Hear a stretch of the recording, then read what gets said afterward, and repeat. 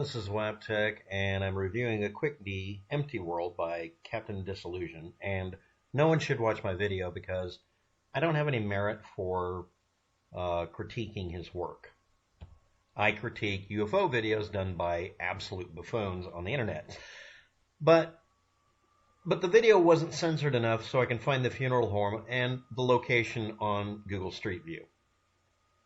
So here we are. I can't help myself. I need therapy or something. So let's evaluate it. Number one of the easiest ways to make an empty world environment in reality is to go there very early in the day when there's little or no traffic. And in his case, he's gone out of his way not to remove anything that's holding still.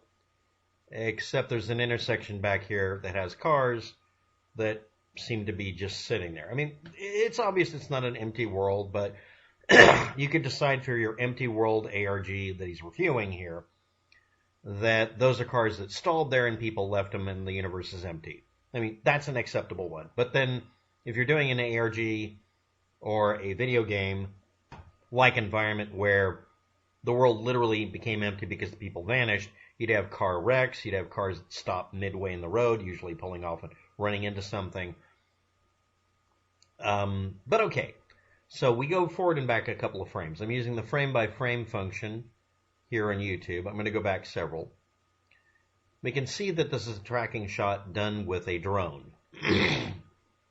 Now, all you have to do is look for anything moving and remove it so that it shows a lifeless, meaning nothing moving environment. Pay attention to the American flag over on the side of the street. As I go backwards and forwards, you can see it moving around a little bit or a lot. But it does move. And in fact, when we go to the frame where he's supposedly in the real world, I said supposedly, he really is in the real world, but we'll just say supposedly for fun. You can see the shadow here have an animation effect of that moving. So you look for anything that moves, make sure there's no shadow for it, block it out, or CG it out so that it doesn't act as a clue. But anyway, in the rest of the scene, it shows him being visible. Now, I want to point out that in here, he really does look like a 2D cutout that's projected, which is, I think it's intentional.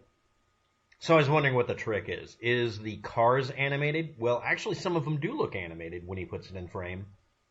And some of this looks anti-animated, I'm going to call it. But let's go back to the Google Street View. First clue. The easiest time, by far, the easiest time with daylight to do a matte image, or an image you're going to turn into a no movement versus movement so you can add in and subtract things, is extremely early in the day when there's little or no traffic. And that would mean that if we're facing south, which is what this indicates, we would want the sun over this way, because the sun rises in the east, and to our left is east. And as we can see here, the shadows indicate this was early in the day, so he could eliminate most of or all of the traffic. In fact, he could have easily gone there, and I'm going to just hit play, and gone there when there was little or no traffic at all. Let's go 5 seconds back further. Let's see if we can see movement in those cars back there. Just wait for everything to be stopped as much as possible, and use that as your mat. And then he goes forward, and when we get past the glitch where he jumps into reality, we see movement. And the reason the cars are parked back there is it's a stoplight and the light is on. If we can hide the lights by carefully, cropping our video angle, it would be easier to do that. But again, it would rely on it being early morning most of the time. Late in the day, if there's any daylight, you have a lot more activity. And depending on where you are, this is in Florida, because I looked up the name of that company in the background. Well, there you are. They're going to have early days. Now, the only thing that makes it even better if you want to get rid of the shadows is let it be an overcast day where there aren't any shadows at all. Now, I'm going to quickly look through Seymour. We're going to look for a day with no shadows. You want to look for a day that's kind of overcast. Let's try that one.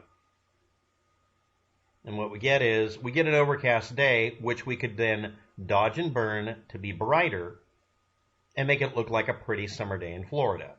In which case, yes, that would be the day I would pick.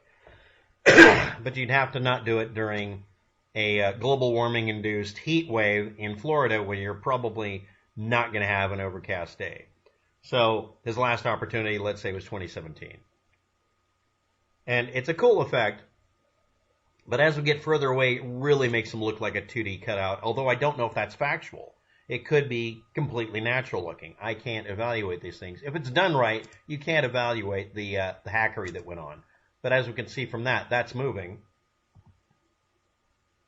But our shadow over here doesn't move until, and then it stops moving right there. So let's go back and see when our shadow moves. We get shadow movement, and then it stopped right there with that frame. Now you could 3D project it, and that would create a 2D effect from him or a bunch of other things, but he still has the upper section animated. That's probably where a car went past. Now, why am I doing this video? You look for things that are inconsistent. There's a flag moving at all, the shadow isn't moving.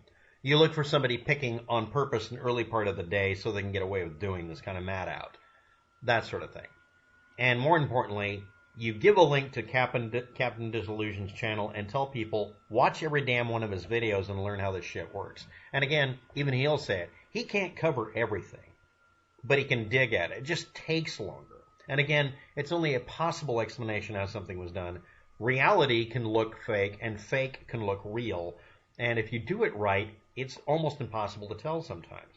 So you end up with Occam's razor or his quadruple blade hair remover, or as I prefer to call it, the waptek's manscaper.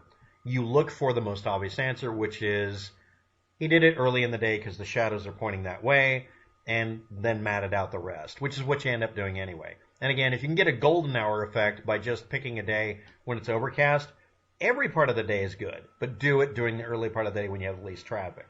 And yes, you can ask your local city and county. In fact, in LA, they publish it. You can just download it and buy it too. They might still make you pay for it.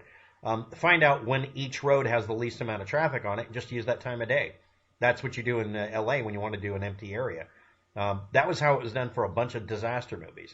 They just went around, waited until an empty day or a part of the day where there's almost no traffic, blocked off the streets, threw garbage everywhere to make it look post-apocalyptic, dressed the set, and did it as fast as possible, did it in one take, to hell with any errors, and then used that as the mat, and then cleaned it up as best they could in post-production, which is what you end up doing no matter what.